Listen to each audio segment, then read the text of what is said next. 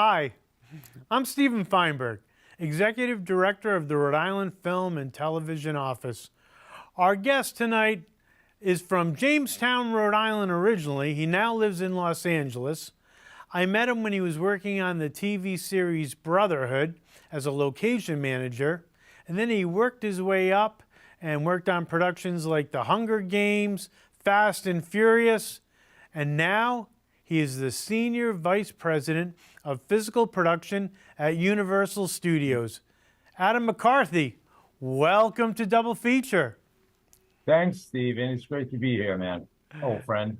I know it's been, I've been doing this job now for 20 years, Adam, and you were the location manager on Brotherhood, which was the first series filmed entirely in Rhode Island. But I know you had a career ahead of that. You were doing location work on I think the TV series Providence, which that's a 25-year anniversary for. And that was like a few days in Rhode Island, right? Location work, but that all mostly took place in LA? Yeah, it was back in the day when, series, even features, they'd come in and pop in for, those iconic fall shots, College Hill, and then they'd escape back to LA. But, we'd get a little bit of work out of them. It was, prior to the incentive. Right. And that changed everything. I mean, there were some smaller films that I did in Rhode Island prior to that, but they were local films, outside Providence, that kind of stuff. You know what I mean? And so we were never going anywhere else but Providence. Right. And I remember The Last Shot was another film you did here, and outside Providence. And I think one of the things that when I came back to Rhode Island in 2004, and I would have like these little town halls just to get a sense of the community. And I remember folks saying to me, the TV show Providence was great for tourism, but none of us worked for more than a week. And I took that to heart. And then when you guys were scouting for Brotherhood, which was supposed to basically be a Massachusetts story, and then they were filming up in Toronto, we were able to bring it to Rhode Island because you showed Philip Noyce, the director, these great locations, and we had Steph Facetta, who was on as a producer.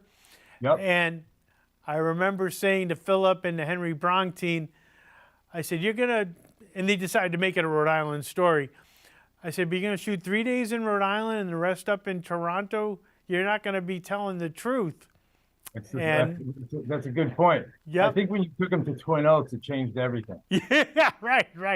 But I remember you in your car, you always had stuff in your car to, and maps and everything.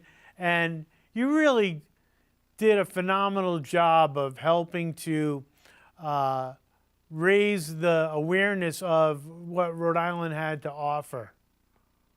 No, thank you. Yeah, I mean, I think it's a funny story. I mean, my first job in Rhode Island was on a small movie, Code of Ethics, where Don Radigan, they just asked me to be a location manager. I had no idea what that meant. So I kind of grew into it, you know what I mean? From that point forward with Outside Providence, that jumped up to me, myself, and Irene. But it was kind of trial by fire. I just got thrown into it. And again, being a Rhode Island native, locations are a little bit of a salesman thing, right? You want to make sure you're showing them the right stuff. You want to make sure that you're showing them stuff that's shootable.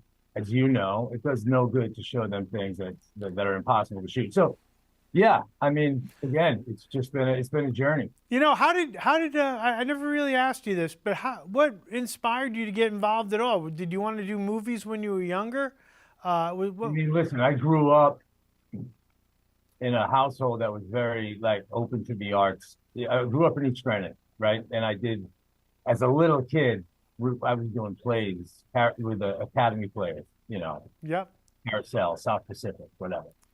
And then, and there were 3 movie theaters in East Greenwich at that time. There was the Odeum, the Kent, and the Hilltop Drive-In, I think. Hilltop and Kent, yeah. Right. And so spent a lot of hours in those movie theaters, and in the summer at the hilltop, in the back of a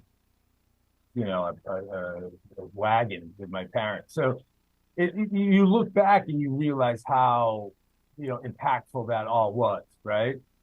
But you don't, and then you go off and I went to Henderson and then I went to Boston University and I got into, sports and, you know, I went to communications, started the College of Communications at BU where I took a lot of media courses, film courses. And at some point I just said, I want to write. And that's when I went out to LA early 90s after college to write. I didn't gel with LA at that point. I didn't know that. I didn't know that. Yeah. And then came back to Rhode Island after I was on the road with Coca-Cola doing a bunch of marketing stuff, which was fun, but I was continuing to write during that time. And that's when Dawn asked me to come location manage Code of Ethics. And then that's when Parenti was there with Strangers in Transit. Soon after that was Outside Providence. So, and he brought me in, you know what I mean? And after Outside Providence is when I met Pete and Bob. Peter Farrelly and Bobby Farrelly. They were in town doing Kingpin, something about Mary. The first time I met them, they were premiering Kingpin. And then I saw them on something about Mary, and then they asked me to location manage the Rhode Island portion of Me, Myself, and Irene. Right. And then and if it wasn't, I saw Pete a couple of weeks ago. I told him again. I said, if it wasn't for you, I wouldn't be here. You know what I mean? Yeah. Did you work on Dumb and Dumber as well? No, that was before my time. Okay. Dumb and Dumber, Kingpin, then something about Mary, and then it was Outside Providence. So Outside Providence was my first Farrelly thing. Yeah. And then I think it feels like I was with them for the next 10 years, you know what I mean? And eventually they took me on the road to do Shallow Hal and Suck on You and stuff like that. So, yeah, without those guys, you know. And did you, though, when you said you were writing, was your thought process to write and direct? Is that what you were hoping to do? Yeah, I mean, I think that's the dream of a lot of people, right? I mean, it's the thing that a lot of people dream of doing. It's interesting. I'm glad you bring that up because I continued to write while I was location managing. And then what I realized, you get older and you realize, oh, I'm good at this other stuff that people are actually paying me for. And you have responsibilities and you have, I have a wife and a 16-year-old daughter, and you realize, wow, I'm making movies. I'm at Universal, which is a dream. I'm not writing and directing, but I'm doing everything I love. You know what I mean? So right. It works out, and I think that's the hard part for I could have stuck to I'm going to write and direct or nothing. Right. I wouldn't be sitting here talking to you today, or maybe I would. Who knows? I'm the same way, Adam. I knew I was making movies as a kid, and I went out to L.A. knowing I was going to make movies as a kid, and I went to film school and wrote and directed, and then I made a living as a writer, and then I got an opportunity to come back home and start this whole industry and incentives, and I think now I'm doing all this stuff. I'm still making my own projects. I'm still writing my own scripts. I'm still developing and getting to interview you. I came in today. I'm saying I get to interview a friend for a weekly series, and this is like totally cool. And I get to, explore your career. And I look at your career, how you started, like when we met, and I'll never forget seeing you in your car. And I think you might have had like a Pepto-Bismol or an antacid or whatever. And you're in your car. I probably had, with Philip Noyce in the passenger seat, I probably had a couple of ulcers with that. Yeah. And it was cold too. I think I saw you and you're freezing in the car, but you're doing your work. And now you've made your way. And I saw when you were doing the different movies, where all of a sudden, like 27 Dresses, and you started to transition into production supervising and that kind of stuff, and doing the Fast and the Furious. And we'll get to all that. But the ride's amazing, and everybody goes through their journey differently, right? It's absolutely, and I think, I do a lot of informational stuff with a lot of the younger people at the studio. They're trying to figure it out, and I think that's the hardest thing for a lot of people to accept is that it's a journey. There's no book. Right. There's no you can't go to school and say this is how you're going to be a line producer, a writer, a director, a studio exec. And I mean, you just got to find your way through it. You know what I mean? Right. It's a journey. And it's a lot of hard work. It's a lot of passion. It's making yourself useful. It's being a really good team player and upbeat, right? Reliable. I think what you try to do, and I think this would apply to any industry, right, is as you're coming up and as you become successful, if you want to call it that, you want to make yourself indispensable. You need to kind of every day show your worth. You know what I mean? Because that's what it's all about. So I think, yeah, you're 100% right. When we were doing a project, one of the big projects we did at the time, it was one of the biggest projects, was Underdog for Yep. Walt Disney. And we were doing that, and that was a lot of work for you. We did everything from doing an explosion at the State House. The State House was a lot of work. We basically took the Armory and made it livable again. That was a lot of work there. Well, I think we were doing any kind of lead removal, lead abatement. I think we actually ended up doing some support on the floor as well to make sure that it could handle the weight capacity. Yes. I mean, that was the interesting part about that show was it was a heavy location show. We had the Army, which was amazing. We had the cooperation, obviously, with your help of The State House. the State House. But we were all over the city. We were jumping off the Turks. I think it was the Turks Head building. We did a Yes, huge. that was like the first night. Yeah, I mean, we were in every single alley, every single street. And I think that was the first show in Rhode Island where I actually was able to put together a staff and really do it right, you know? We turned Providence, Rhode Island into a universal backlot. It felt like that. I mean, honestly, now that I kind of live here on this lot, it kind of looks the same. Right. You know? I remember coming home after being in LA for 22 years and always saying that the Providence looks like a backlot of the studios. And a lot of what we have to offer is, I say it's the smallest state with the greatest backlot. I really believe that. We have so much to offer here. When you were working on, after Underdog, which again was a very heavy lift, and then you did, I think it was 27 Dresses. Was that when you started to transition into UPM, Unit Production Management? I have to really look back at the time period? Right. But the first supervisor job I had was with Pete and Bob on Fever Pitch. So that was 2004. Maybe Underdog was that right around That was then. 2005. Underdog was 2005. So then I did Underdog again. That was just at home, too hard to. I wouldn't have passed up anyway. I mean, it was with Todd and Donna and everybody. So that was a great movie to work on. And then I think you're right. It was 27 Dresses, which I supervised. Yeah. And that's was the hard part is that's when you start to have to say no to some really good location jobs because you want to supervise. Right, and we at that time we were really going gangbusters here in Rhode Island. We were one of the first states in the country to start an incentive program. So a lot of productions wanted to come to Rhode Island for that, and so you were in high demand. Did you know that? Two things. Did you have a mentor, and was someone saying to you, "Hey, go from location management to production supervisor"?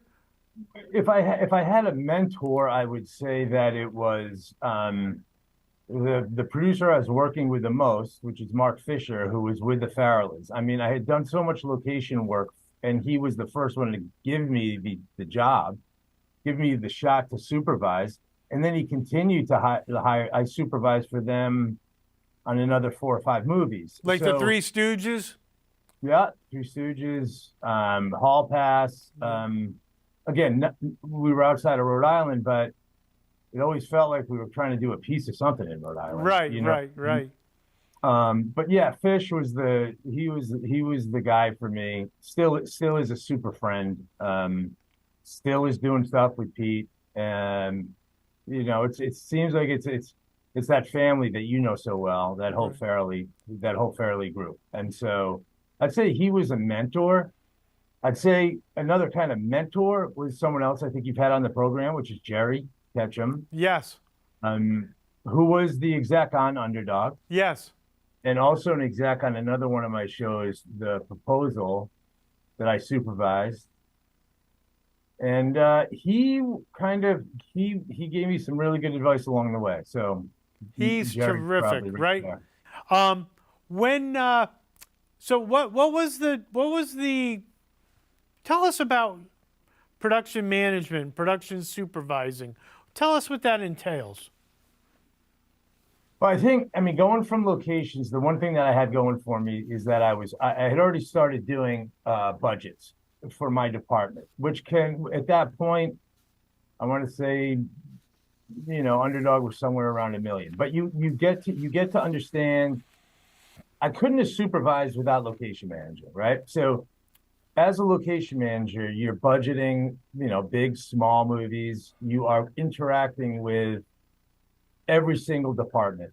You're interacting with the production manager, with the line producer, with the grip, electric, camera, your DP, everything. It kind of, if you don't have a location, you don't shoot a movie, right? I mean, everybody could say that about their department. If you don't have a camera, you can't shoot. If you don't have an actor, but if you show up in the morning and there's nowhere to shoot, that's a problem. So having that familiarity with the entire crew, knowing how to budget to a certain extent.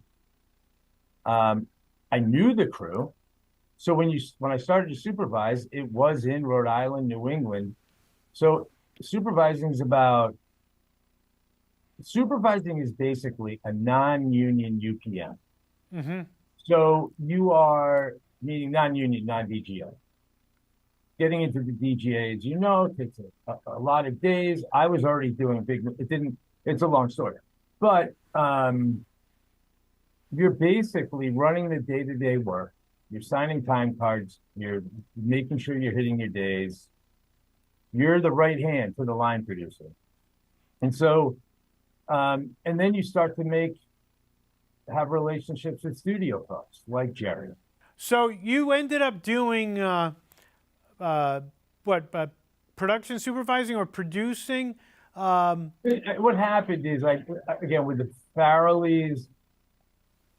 So basically, if I can tell a quick another Jerry Ketchum story. So Sure. I was out here actually budgeting Dumb and Dumber 2 well before it got made, right? Like, it was a process. So I was out here. We thought we were going to get into it and make it.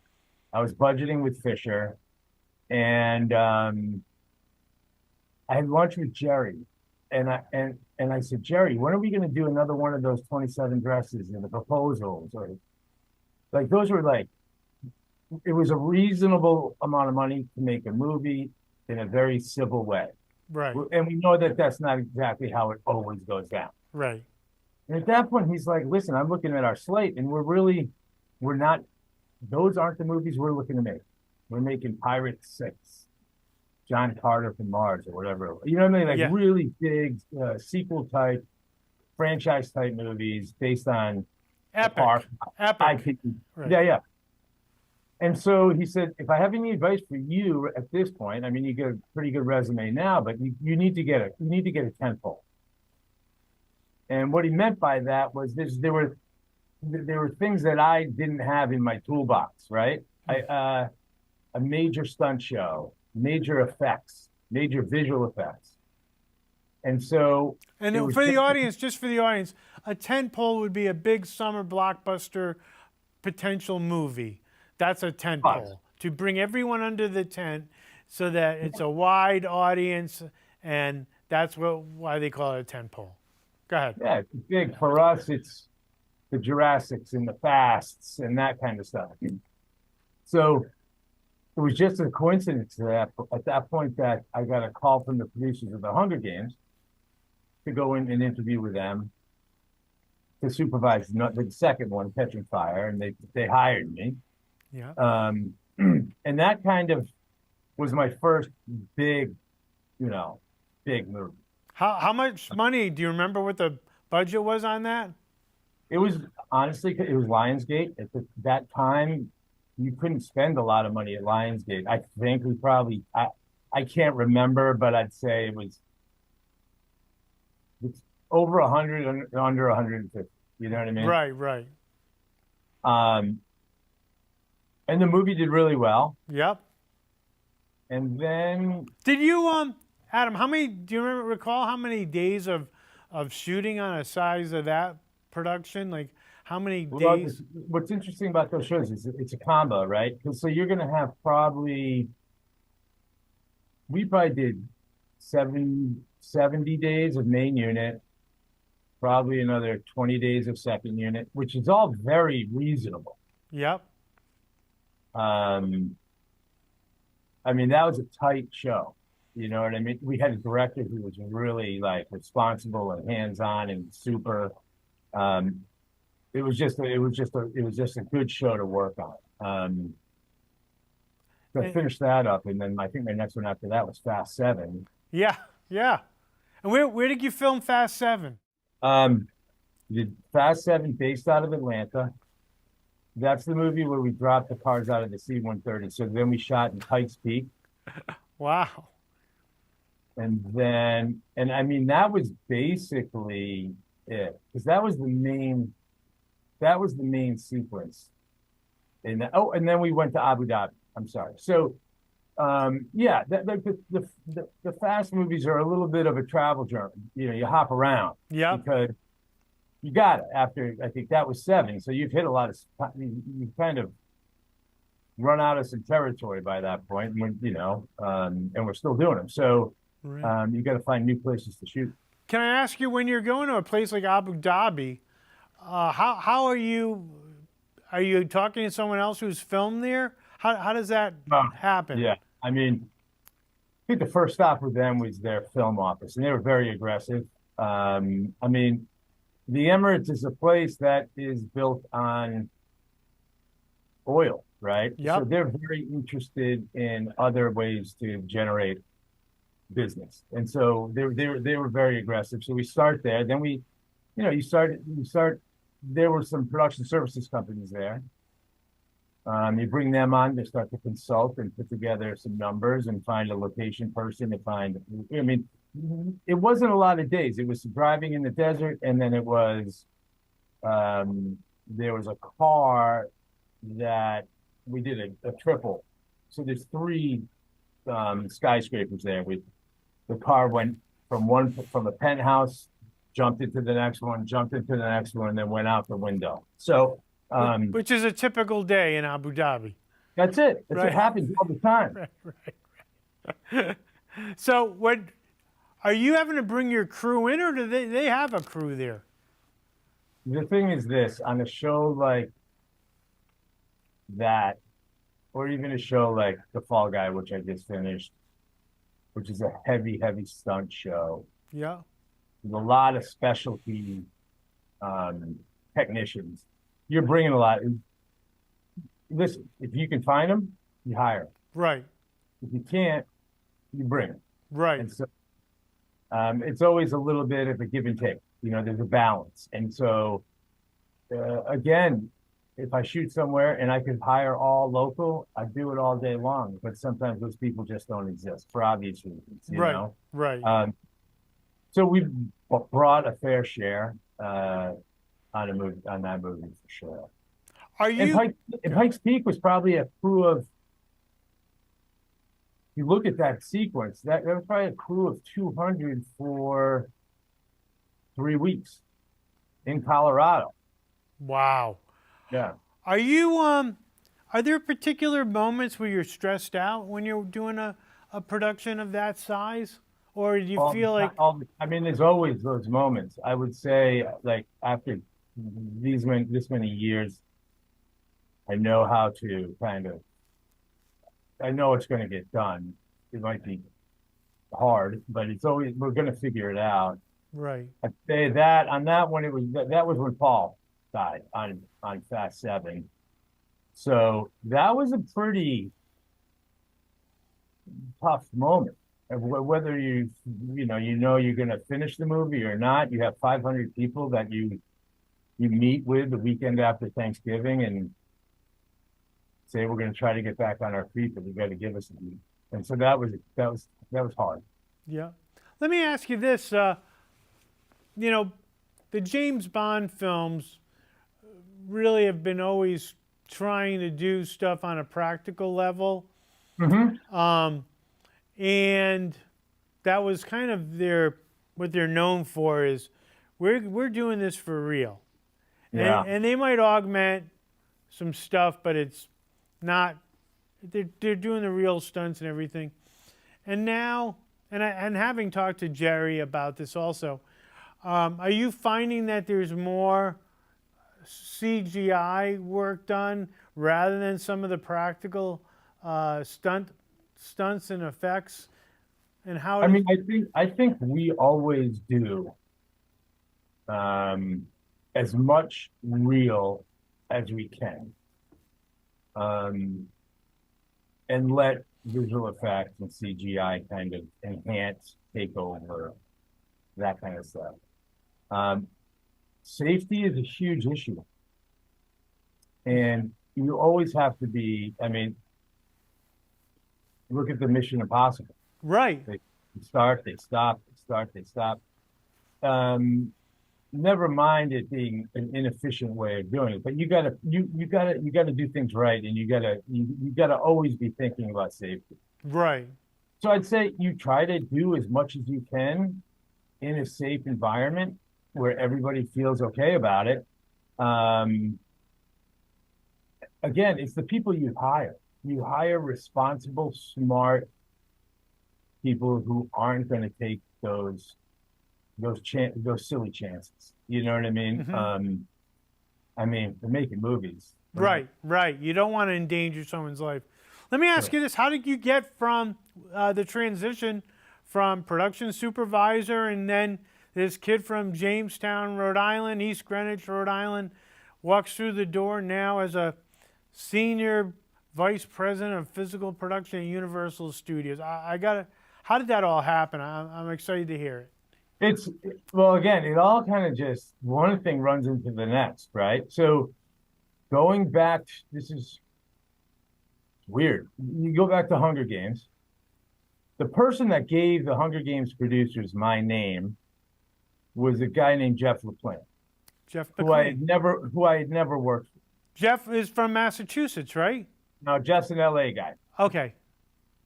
But so Jeff gave my name to them because there were a few movies along the way while I was with the Farrellys, and they asked me to work on Fast Five. Another producer, a guy named Mike Cottrell, was producing Fast Five. He asked me to do that. I was luckily busy, right? It's a good problem to have in our business. So I was doing Fast Five. I'm not the guy to bounce from show to show without finishing it. You know what I mean? I just don't do that. Never did. Then he asked me to do this is a Universal show, and then he asked me to do RIPD, Which which we was another shot some of that in Providence, I remember. The Yeah, I chase think they did scenes. definitely some place in Providence, if not some stunts, but mostly Boston, right? Right, right. I remember that, yes. And the reason why I don't know really is because I didn't do it. But again, it was the Universal show that I said no to. So when Hunger Games asked Jeff, "Do you have any ideas?" he just kind of said, "Well, there's this guy that we keep on trying to. I don't know him, but he keeps on. He's busy, so he must be all right. You know what I mean?"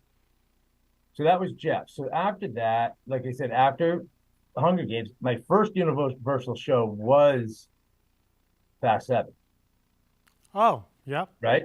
And kind of the only show. So on Fast Seven, obviously, that was 2 years of my life.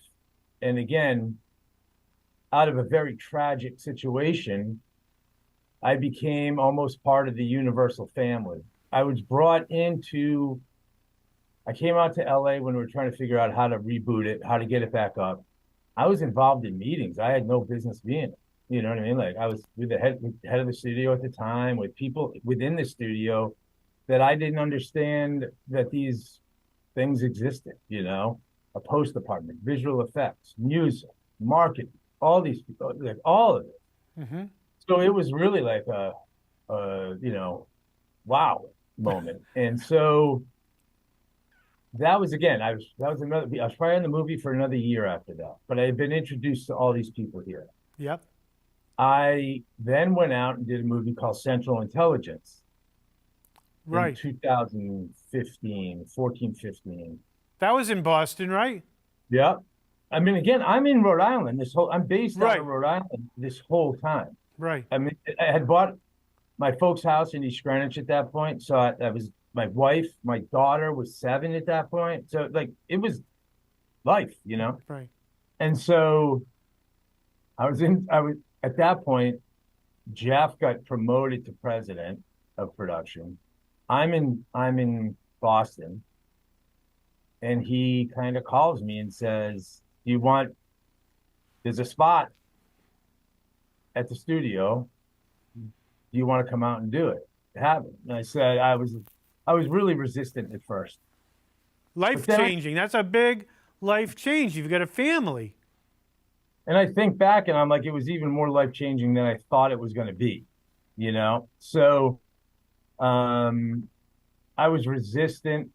I liked my life. I was producing movies at this point, but I wanted to produce bigger movies, 200 plus type movies. And I know I thought back to those meetings I had in LA with the studio during Fast, and I said, if these people are ever going to trust me, my plan was to come in here for a couple of years and get out. If these people are going to trust me with 200 million, they should probably know what I'm like. You know what I mean? Like Right. they should know my face. Right. Anyway, cut to, I finally said yes, brought my family out. In the end, it was tough at the beginning, a super move. I mean, I love it here. I'm with my family almost every day. Yep. Still traveling a lot, but not like 6 months at a time, 2 years at a time, that kind of stuff. You know what I Right. mean? Right. It's been pretty cool. It's been great. And you're not like living out of your car during the days and having. No, I still live out of my car. I couldn't get rid of that. I like that so much that I still Still do it. No, Like after this meeting or after our interview, you're gonna go down to your car and just kind of take a nap. Yeah, have some Cheetos with you. No, I'm still dealing with LA traffic, so it's going to be an hour to get home. But it's still, I get home. I still have dinner with my wife and daughter. Right, So it's right. So let me ask you: now that you're at the Universal Pictures and you're supervising these various productions, what's a typical week? Are you guys having meetings with the various? What's in development? What are we doing? Or is there? So that's a good question. I mean, it's kind of the short and long of it is like I do a lot of work that never gets seen because I just come up with production plans for shows that never see the light of day. Sometimes there's a project that comes on where we know we're going to make it and it's ready to budget. It's ready to hire people. It's ready to put a production plan in place and you just go hard, And so it's kind of like there's some days and it's cyclical. If there's a chunk of time where that's all I'm doing and I'm not running a show. And then there'll be another time where you oversee a couple of small shows and a big one, and it's really nonstop. And with those big ones, there can be a lot of travel and there's a lot of moving parts and it takes a lot of time, So on Twisters, I was in Oklahoma a lot, and that was a big show. This is the sequel to Michael Crichton's Twister, right? Yes. Is this Amblin? Is this Amblin or not Amblin? This is us. Frank Marshall's a producer on it. Okay. So it's that team. You know what I mean? Right. I know that they were on the original. Yeah. And I think the original was what? John DeBont, I think, was the director. Who It sure, who it sure was. who is the director on this one?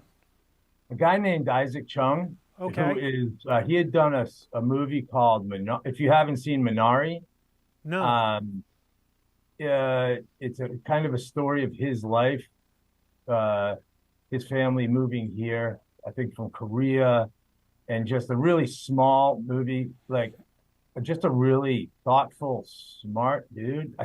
Like just a really great guy, Cool. handpicked from the team. They Yeah.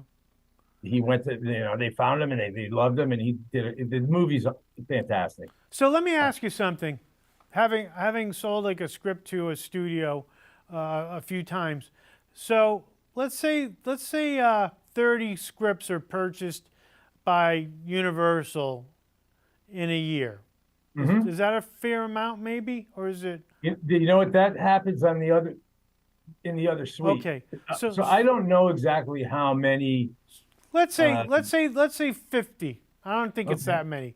Let's say 50 scripts have been purchased a year, and then they go through the creative process, rewrites, etc., see who's attached, possibly, and they say, okay, these are now the 10 we're looking at. We know we want to do the next Fast and Furious. That's locked in, and I think you Yeah. guys are doing Universal Monsters again, or working maybe with I don't Blumhouse. I'm not sure.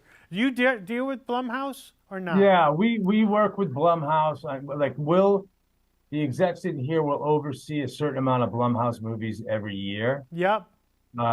So yeah, I mean they have their head of production. We kind of just make sure that things are staying on track.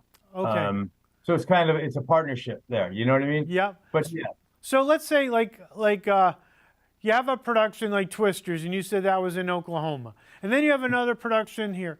Are you doing like what Jerry does and say, hey, there's an incentive, like for example in Rhode Island, yep. let's call it the most beautiful woman in the world. Well, you obviously know you've got to think of Rhode Island for that. Does Rhode Island have an incentive? Yes. Okay. Where else are we thinking? So Yep. is that part of what you're doing? And then Not just part. that's it, huh? That's a big Well, piece? it's not it. I mean, like the thing is, it's not black and white, right? So there's the creative part of it. Yep. Take Twisters. They shot the first Twisters in Oklahoma. Yep. Isaac is from Arkansas. There's kind of a reason to go back to Oklahoma, which has an incentive. Yep. So you got to weigh it all out. You know what I mean? Like we had the Fall Guy beginning, like that bounced around the world until we ended up in Sydney, Australia. Which I mean, it's not just incentive; it's also currency. Right. What else can we do that may be even better or cooler, and spend a little less money so we can? I mean, everybody that makes a movie, for the most part, it's a relationship with Universal, a studio that puts movies in theaters. Right. That's a whole other conversation, right? I mean, we have Peacock, there's the streaming side of this whole thing.